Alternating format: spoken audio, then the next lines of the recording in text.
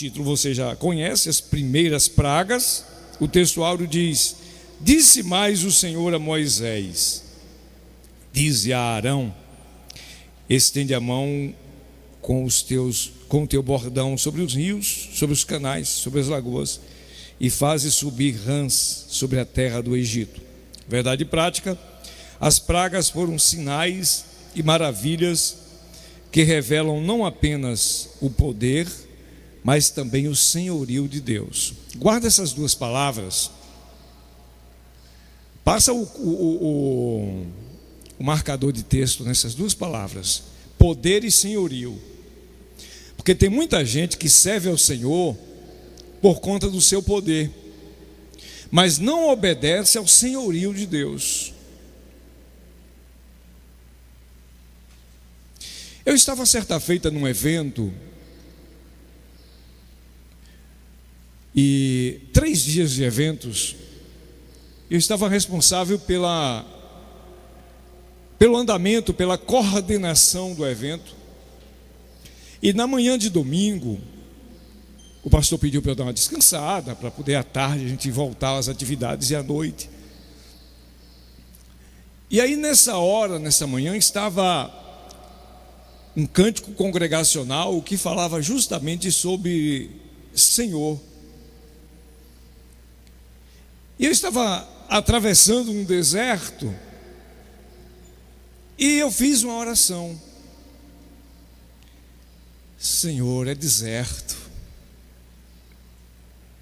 Na mesma hora, a voz do Espírito Santo, a voz do Senhor: deixa eu ser o teu Senhor mesmo no deserto. E aí eu me perguntei: mas o Senhor não é o meu Senhor? E aí eu fui entender a diferença entre você reconhecer e se submeter. Uma coisa é reconhecer Cristo como Senhor, outra coisa é você se submeter ao senhorio de Cristo. As ordenanças, a caminhada é diferente. Reconhecer Jesus como Senhor é um dever nosso, e se submeter ao senhorio de Cristo é não mais viver eu, mas Cristo viver em mim. É bem diferente. Entendido o texto, a verdade prática? Bom, como sempre, as nossas lições estão divididas em 3 tópicos. Cadê tem outro microfone aí, irmão Sérgio? Por favor. Eu quero fazer algo diferente aqui, nessa abertura da nossa escola, tá? Fazer uma leitura do esqueleto da lição, uma leitura participativa. Deus abençoe. Eu preciso de 3 voluntários. Fica de pé aí, 3 voluntários. 1, 2, 3. Pronto. Tudo de um lado só? Um de cada. Isso. Um aqui desse lado e um aqui. Pode ficar, irmão. Um aqui desse lado, rápido, que o tempo está passando. Isso. Ok. 1, 2, um aqui desse lado. Pode ficar aí, irmão. Pode ficar em pé. Aqui quem? 3. O senhor vai ler o tópico 1, ele vai ler o tópico 2 da lição, e a irmã vai ler o tópico 3, em alto e bom som. Tópico 1, irmão Erickson. Só o tópico. Está desligado. Aí a culpa foi nossa. A praga das rãs e dos piolhos. Tópico 2, irmão, ali, o tópico 2. Tópico 2. Moscas e pestes entre os animais. Amém. Passa ali para a irmã. Tópico 3. É o último tópico.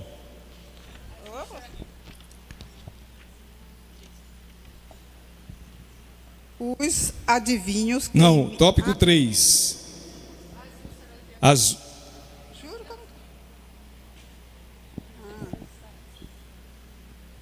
gente, é porque eu não tenho o hábito de estudar Por tópicos, né? Bíblia. Pronto, vamos lá. Tópico 3. Ah, mas você não está na lição 3, não. Porque você estava, ele tirou. Aí é a lição 2. Vamos lá, deixa eu lhe ajudar. Não.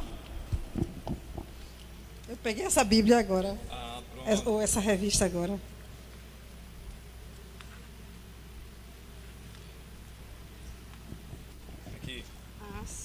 Ok, tópico 3. As úlceras e saraivas. Pronto. Aqui está as principais colunas da lição. Tópico 1, a praga das rãs, dos piolhos. Tópico 2, moscas e pestes nos animais. Pode deixar aqui, irmão, que eu vou precisar. E o tópico 3, as úlceras e saraivas. Agora eu quero ler com os irmãos os subtópicos de cada tópico. Isso é muito importante na escola para a gente aprender essas subdivisões. Vamos ler, o irmão que leu o tópico 1 vai ler os 3 subtópicos, o título dos 3 subtópicos.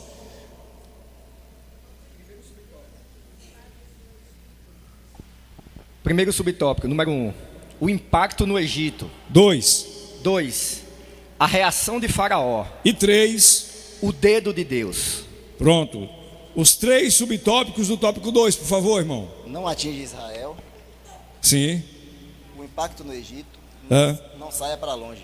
Pronto. E os 3 subtópicos ali. Os 3 pontinhos subtópicos.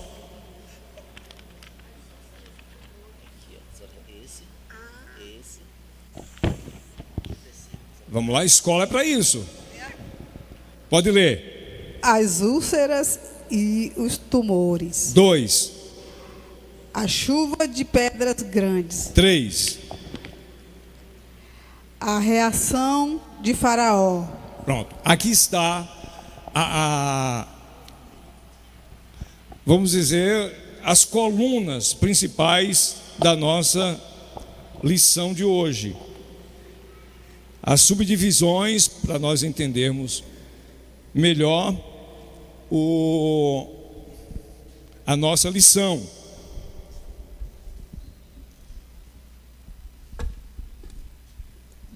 Desde que nós começamos a estudar Gênesis,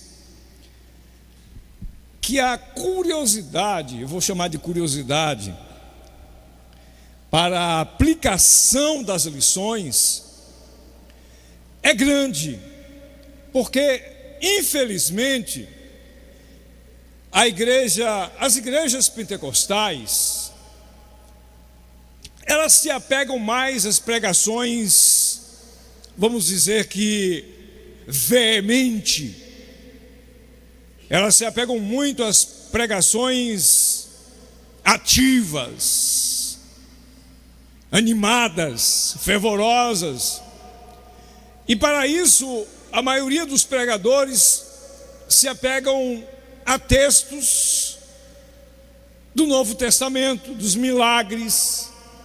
E quando do Velho Testamento, ou do Antigo Testamento, ou Primeiro Testamento, eles pegam pontos como Golias e Davi, ou Davi e Golias, como Jacó e o anjo, e assim se vai. Vocês estão me entendendo? Então, quando chega a nós lições, gente, por amor de Deus, nada contra nossas pregações, somos pentecostais, pelo menos 3 eu disse amém, somos pentecostais. No entanto, há uma necessidade de conhecer as Escrituras e o que aquele texto se aplica a nós. Então, quando começamos a estudar Gênesis, esta ansiedade ou curiosidade deu lugar ao entendimento de ver Deus em todos os detalhes do livro do Gênesis, e em que cada um daqueles se aplicava ou se aplica a nós. Chegando neste trimestre para estudarmos Êxodo e Levítico, vem sobre nós ainda a história do Gênesis que se desencadeou de Abraão, Isaque, Jacó, José, a ida do povo de Jacó para o Egito, o crescimento estrondoso do povo no Egito, um faraó que não quis reconhecer os hebreus e o castigo do faraó sobre os hebreus. E a promessa que Deus havia feito que esta nação, que seria escravizada por mais de 400 anos, havia de ser libertada e trazida de volta, agora se cumpre. Deus usando Moisés, que você já conhece a história, já estudamos 2 lições, dá para entender, lembrando que não conhecemos tudo sobre cada coisa. É impossível você guardar tudo com detalhe ou armazenar todo o conhecimento daquilo que nós estudamos. É um resumo, é uma síntese. E nós estamos agora no capítulo 8 de Êxodo, onde trata das pragas. Mas a lição anterior já falou de uma praga. Qual foi?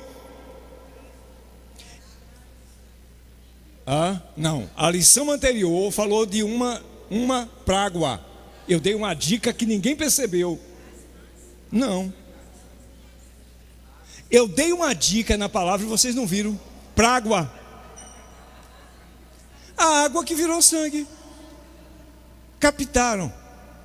A primeira praga foi as águas no Egito se tornaram em cor de sangue. Tá? Tornaram em sangue. E todos os rios morreram os peixes, os seres vivos da água, e todos os rios fediam. Aí foi a primeira. Hoje nós vamos estudar aqui algumas pragas, parece-me que 7, vamos entender, tá? A lição, como vocês já leram cada tópico e todos os subtópicos, eu vou fazer uma proposta aqui que está dentro do tópico 2, o subtópico 3 do 2. Nós vamos fazer o fechamento da lição. Marca aí com a caneta o subtópico de número 3 do tópico 2, que diz: não saiam para longe. Marca assim: fechamento da lição. Marca aí, que nós vamos fechar a lição com ele. Marca, risca, grifa, tá? Vocês sentiram calor essa semana? Ou é só eu que sou calorento? Gente, calor, dor de cabeça terrível esses dias, viu? Mas vamos vencer. Tá quente aí, não tá? Os aparelhos estão ligados, está dando uma melhoradazinha, mas vamos nós. Mas incômodo, né? Mas vamos, é o nosso Nordeste. Vamos lá. Os comentaristas, o bojo de professores da nossa escola, desse plano de educação cristã continuada, estão de parabéns por permitir o Senhor trabalhar na vida deles, tanto na ideia do estudo quanto na aplicação. A introdução da lição diz assim: veremos nessa lição uma sequência da 2ª à 7ª praga, porque a primeira já estudamos no domingo passado, tá? Uma vez que já vimos a primeira, que foi a praga das águas, transformada em sangue. A praga das rãs é a última que os magos conseguiram imitar, e juntamente com a praga dos piolhos, são as últimas a atingir egípcios e hebreus. Isto leva a reconhecer o grande poder de Deus, que eles não podem imitar, e que estabelece um limite invisível entre os egípcios e os hebreus, de modo que as pragas passam a alcançar somente os egípcios. Isso intensifica o juízo divino sobre aquela nação. Vamos lá. O Egito era reconhecido como uma nação desenvolvida em ciência, em conhecimento para aquela época, e uma nação bem idólatra. A quantidade de deuses falsos que havia no Egito eram grandes. E quando Deus disse a Moisés: eu vou endurecer o coração de Faraó, e há uma questão nisso que estava na lição passada, sobre foi Deus que provocou o coração de Faraó a endurecer, ou foi Faraó que já tinha um coração endurecido? Eis a questão. Eu concordo com as duas coisas, até porque Deus tem o poder de perceber, de fazer com que o coração do homem se amarre, se aperte, para que ele veja que há algo, que há Deus no controle de todas as coisas. E quando aconteceu a primeira praga, Faraó chamou os magos, os entendidos nas ciências ocultas, para fazer, e eles conseguiram fazer. As rãs, a mesma coisa. Até a praga dos piolhos, todo o povo, todos os habitantes do Egito foram atingidos. Hebreus e egípcio. Vamos entender aqui algo. Você já ouviu alguém dizer assim: você é crente, mas você adoece. Você é crente, mas você sofre acidente. Você é crente, mas você chora. Você é crente, mas sente dor. Lógico. A diferença não está nisso não, gente. Nós vamos entender aqui que tem que haver uma diferença entre quem serve a Deus e quem não serve. A teologia da prosperidade ensinou isso por muito tempo, que você não pode aceitar a doença, a pobreza, as mazelas, e tem que questionar Deus, exigir de Deus: eu quero tal coisa. Porém, a diferença entre quem serve a Deus e quem não serve é reconhecer o senhorio de Deus, o senhorio de Cristo, e se submeter a Ele. Mas chega uma hora que Deus mostra para o mundo que há uma coisa ou algo bem diferente entre os que servem a Deus e os que não servem. Pois bem, quando até a praga das rãs, todo o povo, todos os moradores do Egito foram alcançados, hebreus e egípcios foram alcançados por todas essas pragas. Mas chega uma hora que Deus então vai se revelar a Faraó e aos egípcios, mais ou menos assim. Espera aí, eu vou mostrar que este povo que vocês estão oprimindo aqui no Egito tem dono. Eu ouvi um aleluia. Chegou uma hora que no meio das pragas, que seriam 10, Deus mostra a Faraó e aos egípcios: chega, basta, eu vou mostrar a vocês que esse povo que mora na terra de Gósen é diferente. Eles moram aqui no Egito, estão sendo escravos de vocês, mas tem dono. E as pragas não vão atingir esse povo. É interessante isso aqui. A praga das rãs foi um golpe em Acate, deusa da fertilidade. Era uma deusa que tinha a sua caricatura, a sua cabeça em formato de uma rã. Então, quando Deus, vocês aprenderam na primeira lição aqui, quando Deus lança as pragas sobre o Egito, não foi assim uma invenção de Deus: vou fazer tal praga, vou jogar isso, rãs, piolhos. Não, é porque cada praga daquela atingia uma entidade pagã do Egito.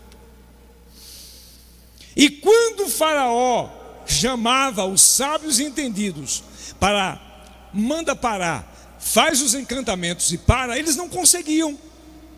Então os deuses do Egito eram desmascarados aí. Primeiro subtópico, o tópico 1, o impacto no Egito.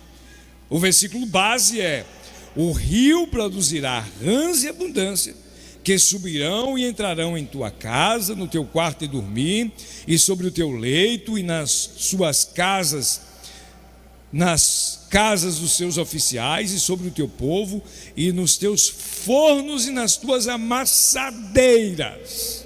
Não tinha lugar no Egito que não tivesse rã, tá? A praga das rãs é a segunda, e trouxe infelicidade por completo à vida dos moradores do Egito. Não poupou ninguém. A praga das rãs não poupou ninguém. Todo mundo foi atingido. O texto diz que as rãs invadiram as casas, dormitórios. O que é mais aí que está escrito? Presta atenção na aula. O que mais? Camas. Tem mais coisa aí. As panelas da cozinha. E por 3 vezes os oficiais de Faraó são mencionados. Versículo 4, versículo 9, versículo 11. Ainda que não perigosas, rãs são seres repugnantes, e considerando que eram tidas por objeto de adoração, não podiam ser mortas. E agora, se a rã representava a deusa da fertilidade e do parto, não podia matar. O Egito poderia inventar uma inseticida que matasse, mas eles não podiam matar rã. E o escritor até aqui traz uma questão bem comediante, podemos dizer assim. Imaginemos a angústia, pastor Luciano, imaginemos a angústia do coração de um egípcio quando, ao andar ou abrir uma porta, esmagava uma dessas criaturas. Como eles não ficavam? Que tristeza, que angústia, por ter pisado numa rã, por ter machucado uma rã, que era um objeto de culto. Obrigado. Agora melhorou bastante aqui. Ter uma igreja que cuida assim é muito bom, né? Obrigado, irmãos. A ideia da praga, presta atenção, quando as águas se tornaram como sangue, os rios exalavam mau cheiro. Mau cheiro. Mas agora não era mais os rios.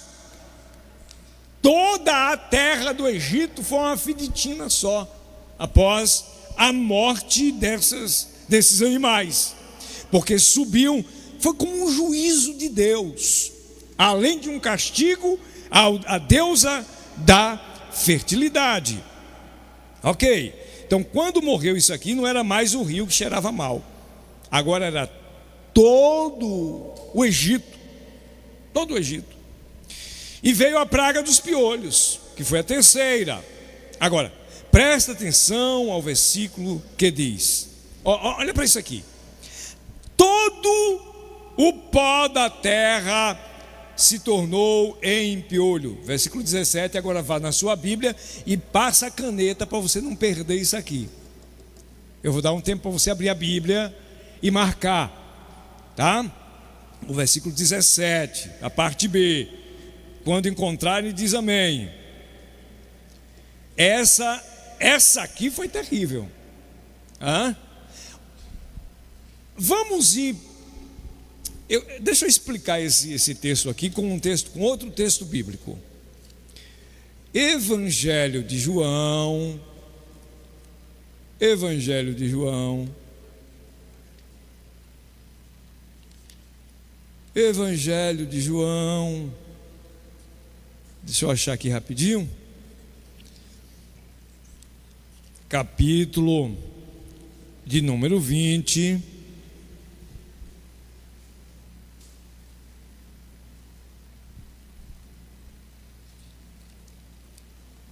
É 21, aliás. 21 e 25 de João. Marca o texto, passa o lápis de cor, passa a caneta, Evangelho de João, para poder eu voltar para cá.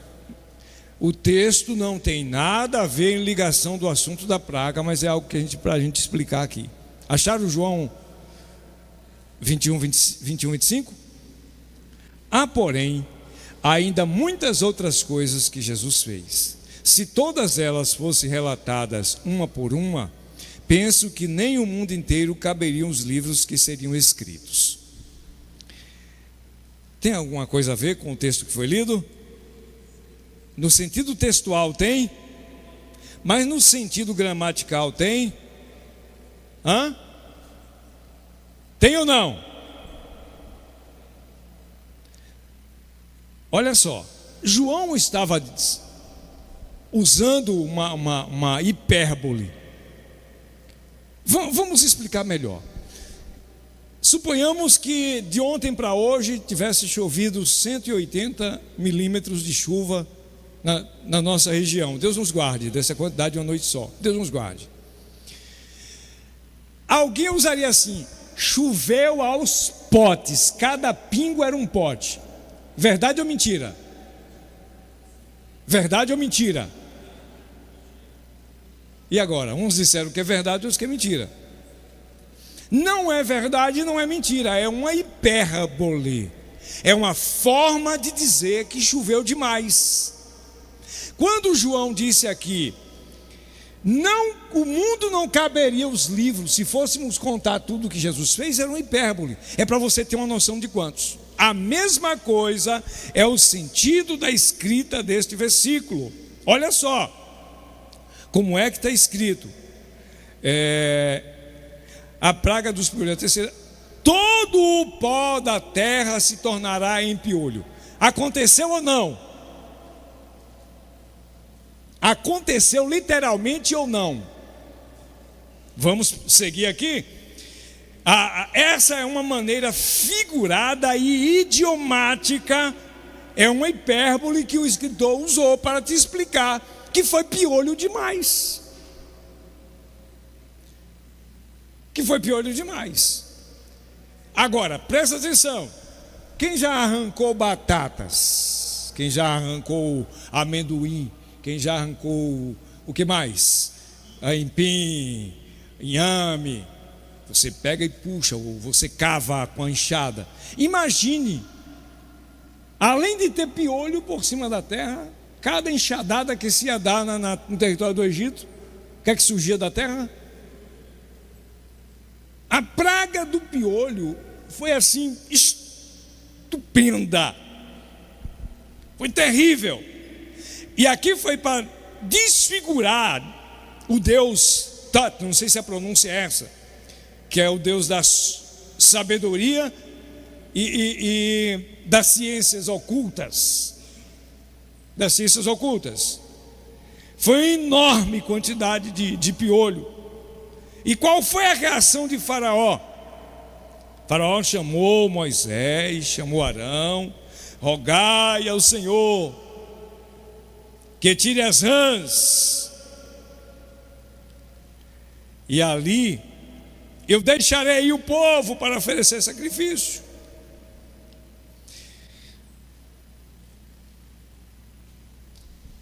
Aqui tem um assunto muito interessante. E agora eu achei outra coisa aqui. Marca aí também fechamento, por favor. Reação de Faraó do tópico 2, nós vamos juntar com o do tópico 3 para fazer o fechamento. Vou deixar esse assunto teológico para o final, tá? A reação de Faraó. Isso aqui a gente vai agora para o 3, subtópico 3 do 1, o dedo de Deus. Presta atenção que tem uns assuntos aqui assim que dá umas deixas muito interessantes. Acharam aí o dedo de Deus? Então disseram os magos a Faraó: isso é o dedo de Deus. se referindo a eles não puderem fazer a mesma praga acontecer, e pela forma com que elas aconteceram, com muita força e veemência, tá? Muita força e veemência. Eles fracassaram em repetir o sinal, e aí admitiram tratar-se da obra de Deus. A partir desse momento, agora aqui, Deus impede o poder satânico que agia através deles se manifestasse. Isso é o dedo de Deus. Essa metáfora foi usada pelos próprios magos do Egito.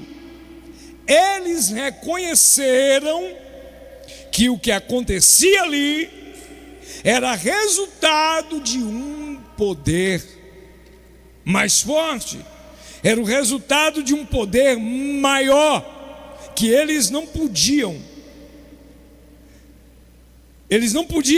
vencer. A expressão de poder vai ser repetida no 31 e 18, no episódio das tábuas, lá do Salmo 8:3, referindo à criação dos céus. Então a mesma frase, poder, se refere ao Deus Criador, que tem todo o poder. Entendido? Mas não esquece que nós vamos voltar para esse subtópico 2 no fechamento da nossa aula. Vamos para o tópico de número 2 agora, que é moscas e pestes nos animais. Eu não acredito que já é 10h30, meu Deus do céu. Tem misericórdia de nós, Jesus. Mas vamos lá. Guarda essa palavra, o dedo de Deus, nessa praga aqui. Dedo de Deus, tá? Guarda aí. A palavra hebraica para enxame de moscas ou enxame de insetos ocorre apenas nesse parágrafo e em 2 salmos que menciona essa praga, 78:45, 105:31. Subtópico 1, Êxodo 8:23. Farei distinção entre o meu povo e o teu povo.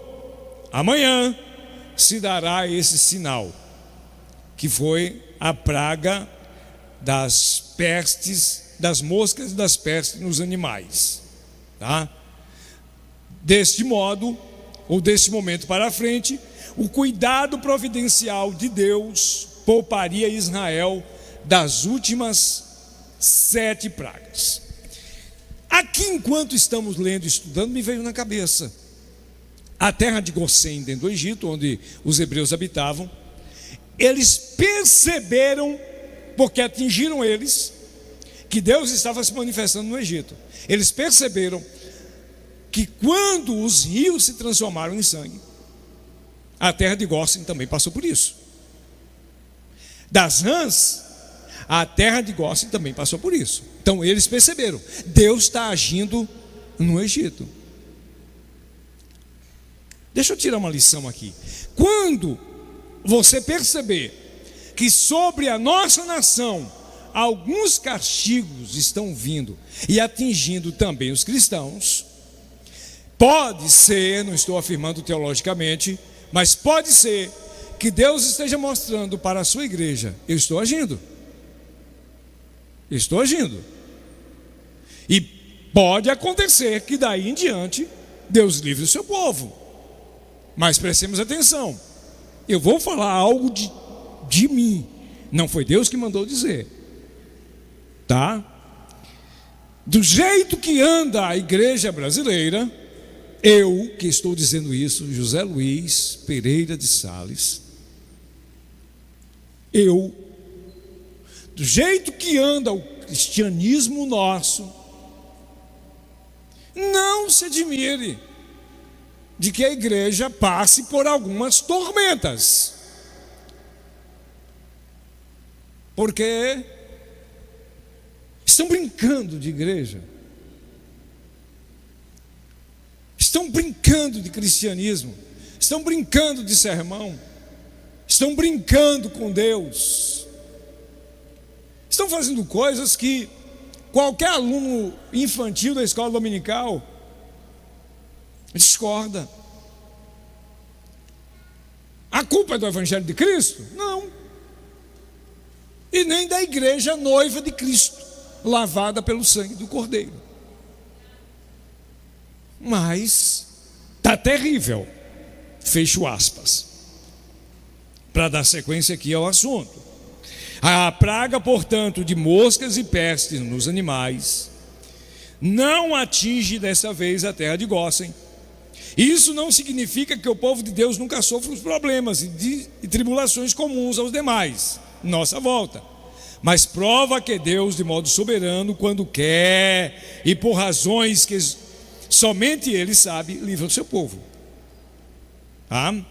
O livramento e proteção de Israel não era acaso ou sorte, mas uma inquestionável intervenção divina. Ei, guarda isso aqui, por favor. Guarda esta frase. Escreve no juízo.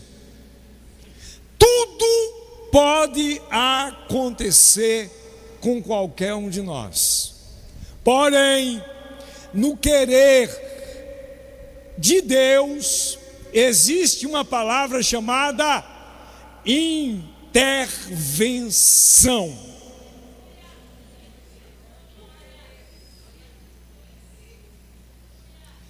Intervenção. Intervenção.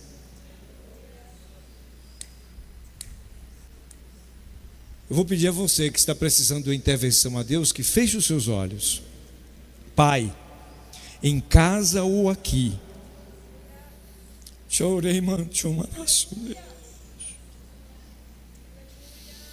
livra o teu filho e a tua filha, que agora está precisando da tua intervenção.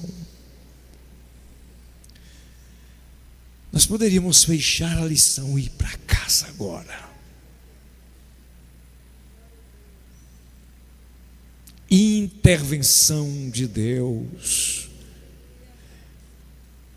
Não se assuste com as formas das intervenções de Deus, não, tá?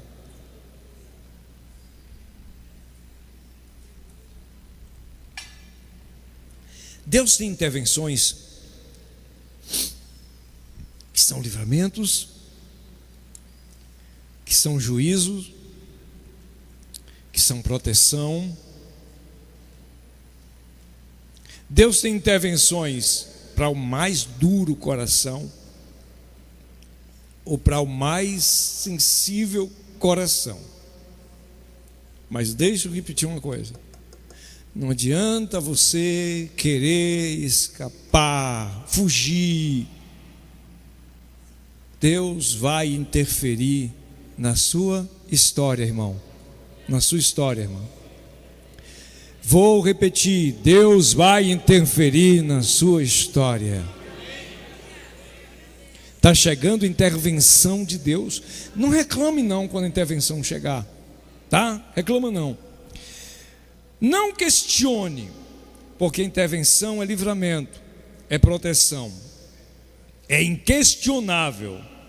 Intervenção divina, distinção, diferença, separação. Isto deixava mais do que claro que nada ali era coincidência ou um evento meramente natural.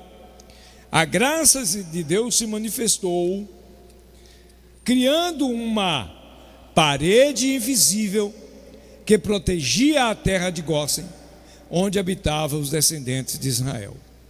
Eu vou fazer uma pergunta. Você está no Egito ou em Gósen, José Luiz?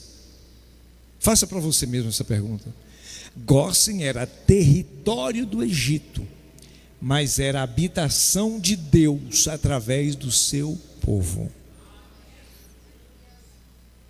Guarda.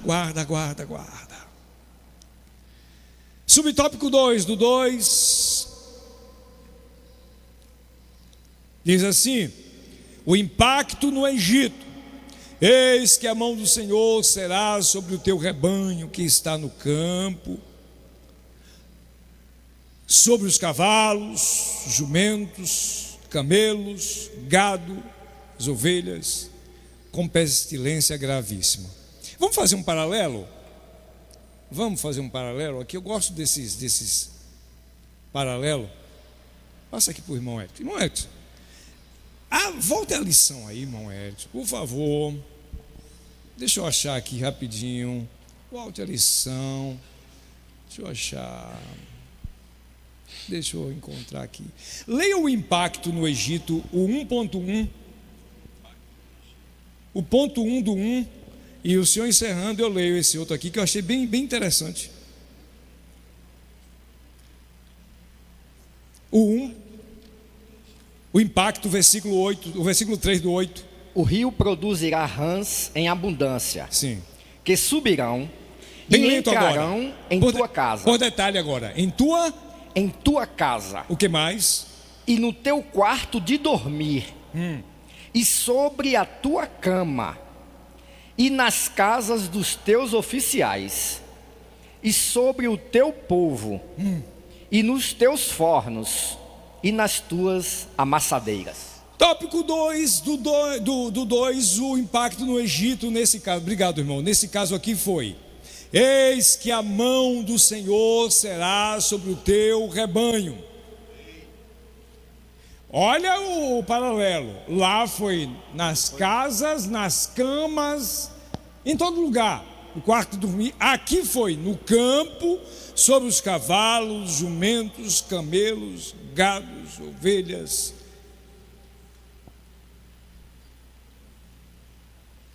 Olha só, há um paralelo e uma diferença da forma com que Deus estava agindo.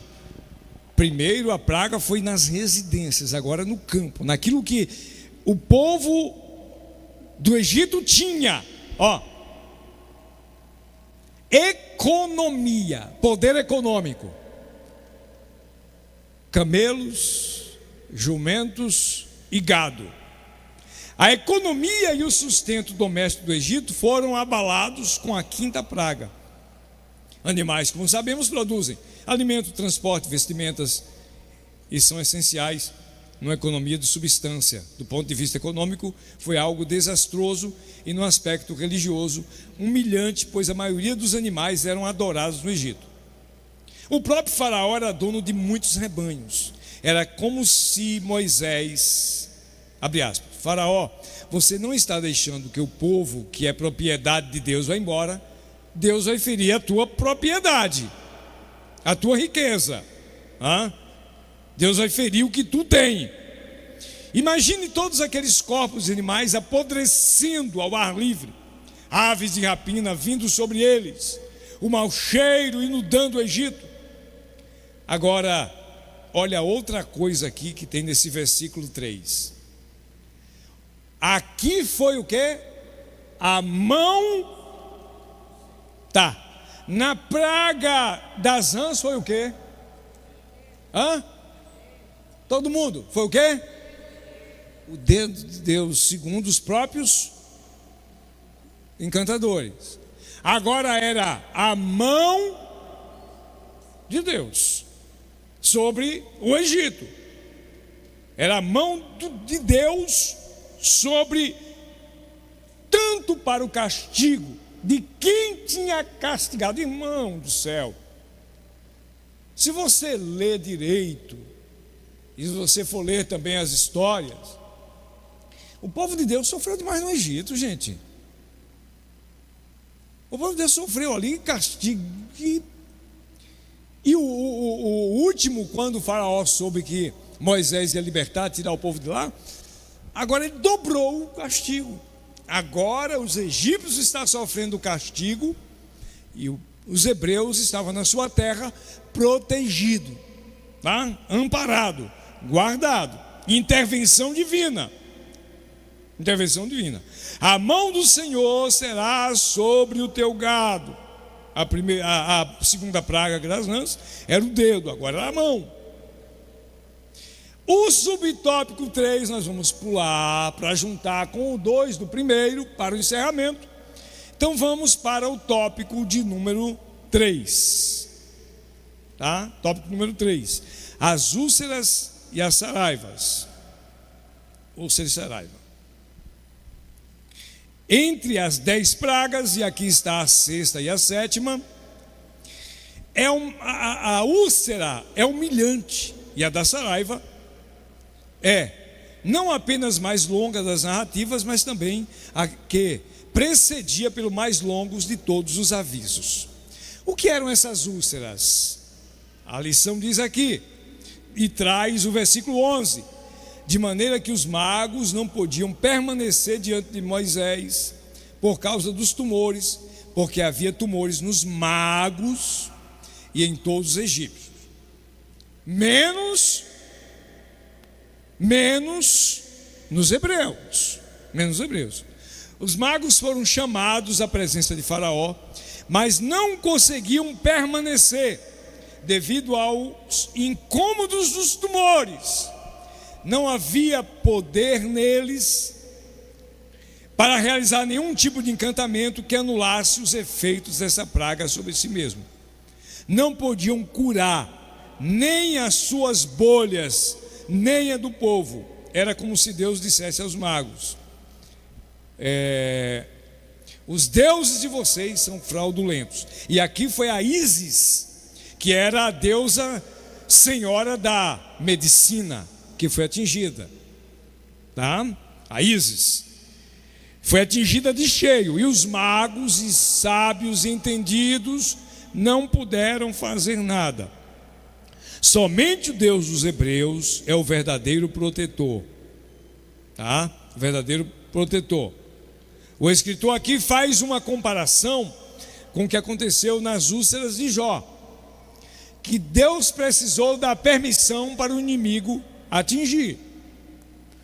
Já no próprio Egito foi uma praga proveniente, enviada por Deus, e atingiu todo aquele povo, e ninguém podia fazer nada. Os magos do Egito estão impotentes, cerimonialmente impuros e cheios de tumores. Deus estava chamando os homens a abandonarem a idolatria e se converterem à fé verdadeira. Aqui foi as úlceras. Todo o Egito foi atingido. Todo o Egito, desde Faraó a todos os egípcios, tá? Chuva de pedras grandes.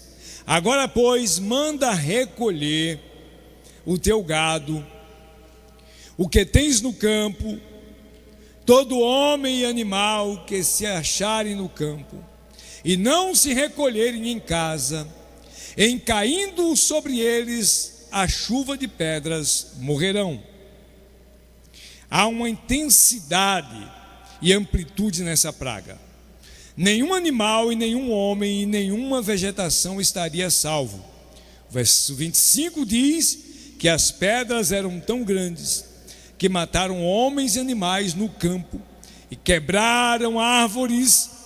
E o versículo 31 diz que destruíram a lavoura de cevada e linho. Foi algo absolutamente inédito e jamais ocorrido na história da nação. Aqui é a sexta praga, a sexta praga, a saraiva. Sétima, né? A sétima. A saraiva, que foi a praga enviada em todo o Egito, porém Gósen. Os hebreus não foram atingidos. Nisso aqui houve uma destruição ferrenha. O ambiente celeste, a atmosfera do Egito foi preenchida por uma carga elétrica de raios, trovões, formações de camadas de gelo, de chuva tão grande, que as pedras, as chuvas de granizo caía de tamanho enorme, grande, e morreu homens e animais, e foi duradoura. Era uma espécie de Deus confundiu o Deus do trovão e da chuva no Egito. E os magos, mais uma vez, não podiam fazer nada. Não era Faraó nem seus deuses Deus estava dizendo: quem controla o universo sou eu. O controle do dia, da noite, da chuva, do sol, do calor, do frio, estava com Yahvé, o Criador, e nada o poderoso Faraó, que nós estudamos a primeira aula aqui, era considerado como um deus no Egito, nada pôde fazer. Teve que ouvir a voz dos trovões, ouvir o barulho das pedras nos telhados, ver com seus olhos o céu escurecer e a chuva de pedra cair sobre o Egito, e nada puderam fazer. E mesmo assim, o coração de Faraó continuava endurecido. Deus é o único e verdadeiro. Não há nada que se assemelhe a mim em toda a terra, versículo 14. Deus é incomparável. Também, o versículo 23 também deixa transparecer que junto com a chuva de granizo, houve tempestade, aquilo que eu falei, elétrica, fato comum em climas quentes. Em Êxodo há 2 ocasiões em que Deus faz chover algo do céu: o granizo que matava, 9:18, e 16:4, o pão, o maná que dava vida ao povo de Israel. Chuvas diferentes. Subtópico 3, a reação de Faraó. Tendo visto Faraó que cessaram as chuvas, as pedras e os trovões, tornou a pecar e endureceu o coração, ele e os seus oficiais. Semana passada, eu vou repetir, tinha um assunto aqui na lição, um assunto teológico, das 2 linhas de pensamento, que Deus é quem endureceu o coração de Faraó, ou que Faraó já tinha um coração endurecido, né? O próprio Deus permitia a dureza do coração. Presta atenção, o Espírito Santo é quem convence o homem do pecado, do juízo e da justiça. Deus poderia convencer o coração de Faraó sem precisar de nenhuma praga, mas o fato de Deus enviar as pragas e as tempestades, vou repetir, tinha o sentido de Deus mostrar a Israel que os deuses de Israel, mostrar ao Egito que os deuses egípcios eram falsos, e quebrantar o coração do rei do Egito a deixar o povo ir, a mostrar que ele era o Deus do universo. Porém, mesmo assim, Faraó endureceu o seu coração. O Deus permitia a dureza do coração de Faraó, porque aquele homem não deu lugar ao Espírito Santo de Deus, que é quem convence. E você vai encontrar na linha da antiga aliança vários personagens que cada vez que era confrontado por Deus, seu coração era mais endurecido. Você vai encontrar hebreus assim, como Saul, que tinha um coração duro de pedra. Ok?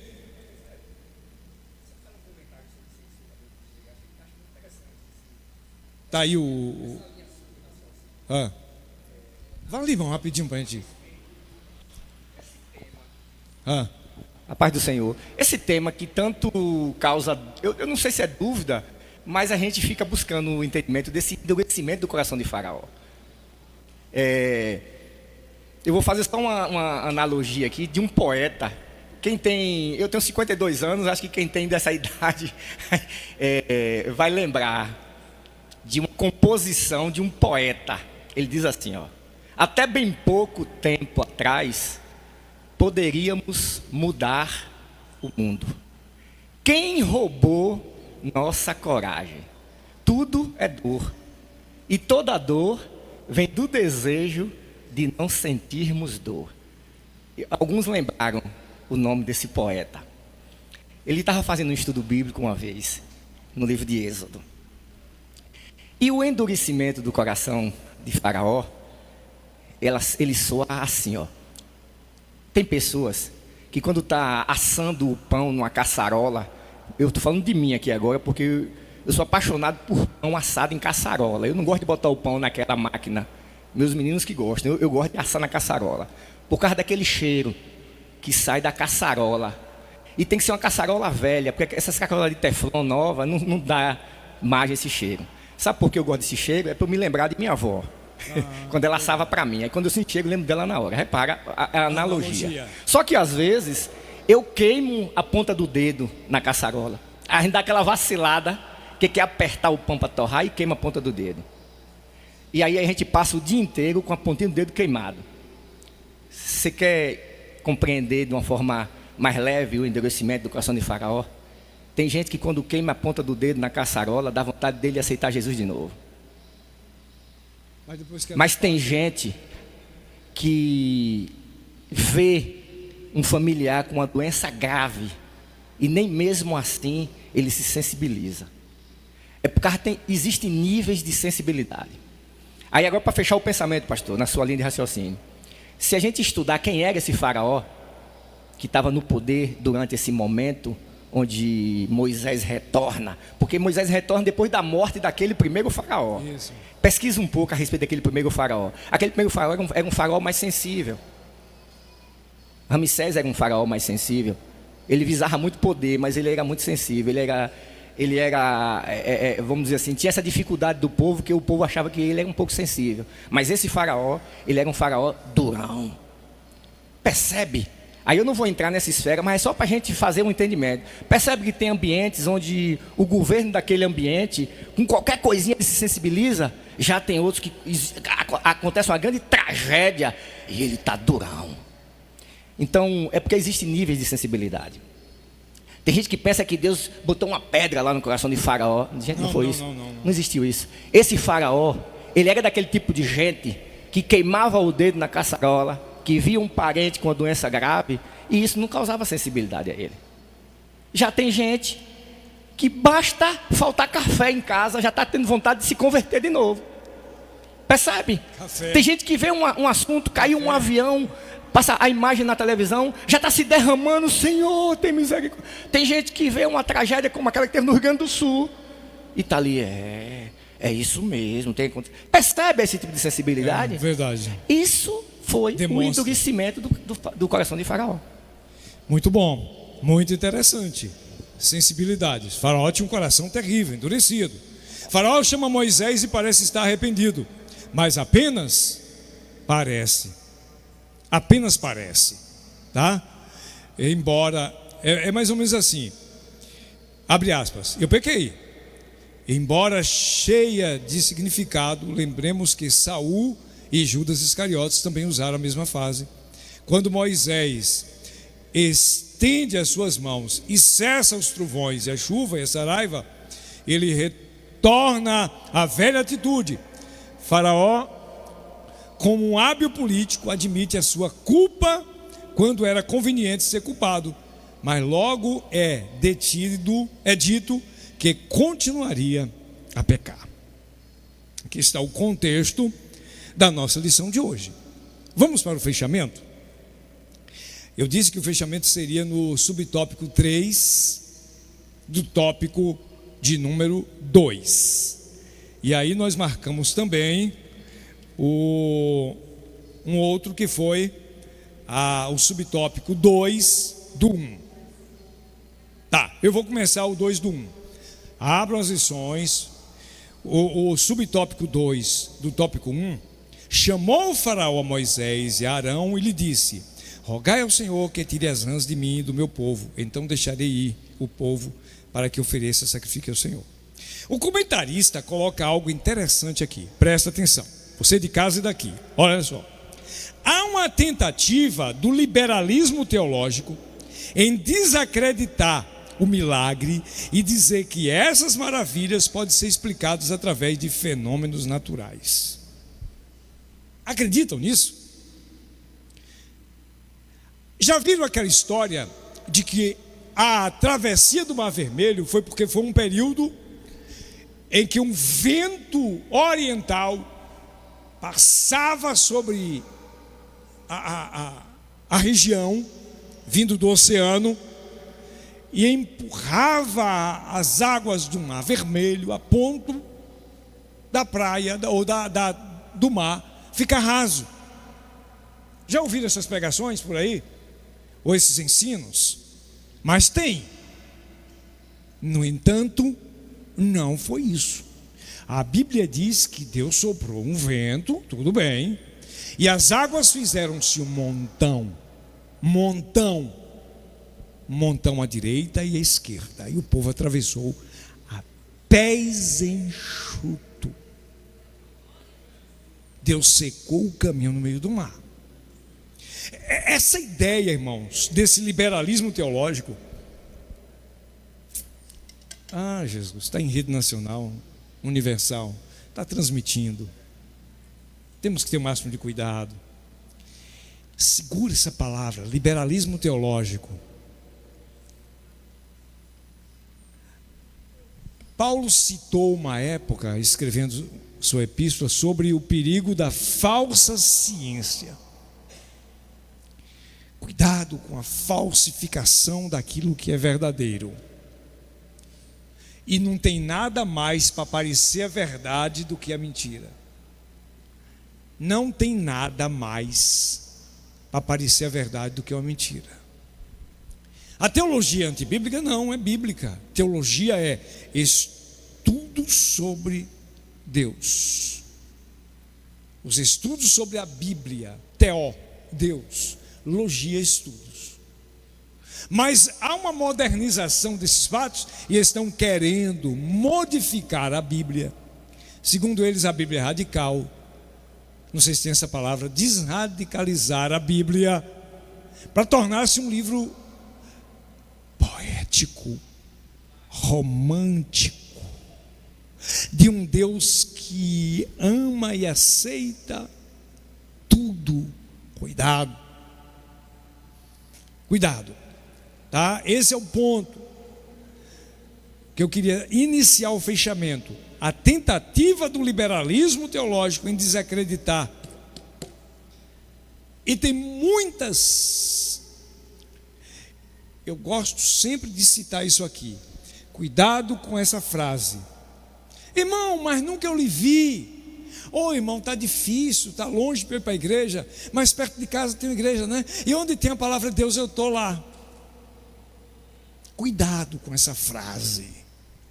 Não estou dizendo que não tem igrejas boas e sérias. Tem. Mas cuidado com essa frase, onde tem a palavra de Deus eu estou lá.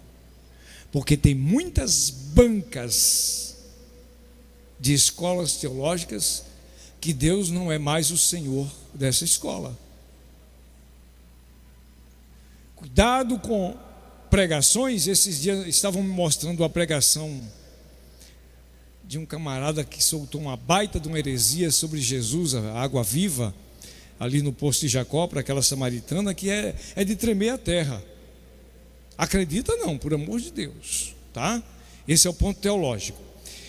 O que eu queria fechar e encerrar a lição é o subtópico 3.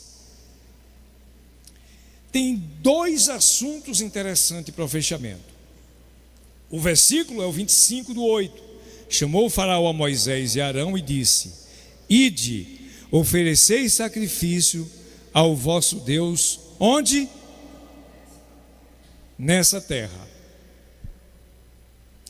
Faraó está tentando negociar com Deus. Negociar com Deus. E esse é o perigo. Esse é o perigo, não só dos faraós ímpios, corações endurecidos, quanto de qualquer um de nós. Lembremos de uma pregação que aconteceu aqui domingo, pastor Marinaldo, ele fez até um shot, um vídeo curto, que Deus não muda a sua palavra para autorizar você a pecar. É mais ou menos assim a frase, não estou lembrado aqui no detalhe como é a frase. Deus não muda a Bíblia para permitir uma vida de pecado, uma vida de desordem. Olha só. Primeiro, Faraó pediu a Moisés para sacrificar onde mesmo? No Egito. Era como se Faraó dissesse: não precisa sair do Egito para cultuar a Deus, para servir a Deus. Adora a Deus aqui mesmo, sirva a Deus aqui mesmo, seja um dos nossos, continue aqui. E aí, o escritor e comentarista foi feliz. Olha só, seja um dos nossos. Tudo bem, ele trouxe para os nossos dias o assunto. Está escrito assim: sirva a Deus, mas continue no mundo, na prostituição, na embriaguez, nos velhos hábitos. Sirvam a Deus do seu jeito. Moisés diz que isso seria impossível. Não dá para servir a Deus no Egito. Satanás odeia ver cristãos comprometidos. Ele deseja um cristianismo mundanizado, sem sabor e sem brilho. Satanás deseja um cristianismo mundanizado, sem sabor e sem brilho. Segundo, a segunda proposta, ou oferta, está no versículo 28. Deixar-vos e ir, somente que indo, não vá longe. Por trás dessa oferta estava a sugestão de não enxergar. Era como se dissesse: não radicalizem, não sejam fanáticos. Para que orar tanto assim? Para que congregar mais de uma vez na semana? Parece que alguns hoje aderiram a essa proposta. Em vez de consagrarem a vida e se separarem para Deus, tentam servi-lo o mais perto do mundo possível. Em uma geração descomprometida, parece que essa proposta de não ir muito fundo em nada é tentadora ao extremo. Moisés percebeu as sutilezas contidas nas propostas de Faraó. Aí a pergunta para fechar: e nós também estamos percebendo? Tá. O ambiente, aliás, a época é outra. A época é outra. A época é distante. Os argumentos usados são diferentes. Satanás mudou a roupagem das propostas, mas continua propondo. Moisés percebeu as propostas de Faraó e não aceitou nenhuma. E Faraó fez outras propostas que você vai ver ao longo da história. Vão apenas os homens, as mulheres e as crianças não. Propostas. Lembra daquela historinha? Tem nada não, seu filho é pequenininho ainda, deixa. Aí você diz: deixo ele no caminho que eu estou, eu ensino ele no caminho que estou. Deixa teu filho nos braços de Deus. Cuidado com as propostas de Faraó. As propostas de Faraó. Faraó é uma, vamos dizer, uma analogia ao sistema atual, tá? Egito também é uma analogia às idolatrias do tempo presente. Mudou apenas os deuses. Mas cuidado, irmãos. Diga para você mesmo, usando o seu nome: cuidado, José. Cuidado com as propostas desse formalismo, mundanismo, tá? Para servir a Deus de qualquer jeito. Não, é ao Deus dos céus que nós servimos. E fechando com chave de ouro, qualquer arrependimento que não diminua nosso impulso de cometer o mesmo pecado não é genuíno arrependimento. Arrependimentos, se autêntico, abrange duas coisas: tristeza por causa do pecado e um desejo por completa mudança de vida. Eu escrevi esses dias uma frase: se lembramos do nosso passado com alegria, não nos arrependemos do que fizemos. Sabe, aquele momento em que entre amigos, eu farreava, eu fazia, eu acontecia, eu virava a madrugada, eu conseguia dançar a noite inteira, eu conseguia fazer tal coisa, tal coisa, tal coisa. Lembra disso com choro. Se lembrar. Porque por outro lado, Satanás tem oprimido muita gente dizendo: você não é ninguém diante de Deus porque você fazia isso. Não deixa Satanás te oprimir pelo passado e não deixa ele te oprimir, te escravizar pelo presente. Escreve isso aí, por favor. Não deixa Satanás te oprimir pelo teu passado e não deixa ele te escravizar no presente. Escreveu? Dá tempo. Não deixa Satanás te oprimir pelo teu passado. Não deixa Satanás te oprimir pelo teu passado. E não deixa ele te escravizar pelo presente, ou no presente, tá? Vigiemos, pois, e sirvamos a Deus, e não ao sistema faraônico que Satanás utiliza nesses últimos dias. Deus nos abençoe, nos guarde e nos dê uma caminhada com Jesus, vivendo o cristianismo da mudança, da transformação, da regeneração, do arrependimento e da nova vida no Senhor. Amém?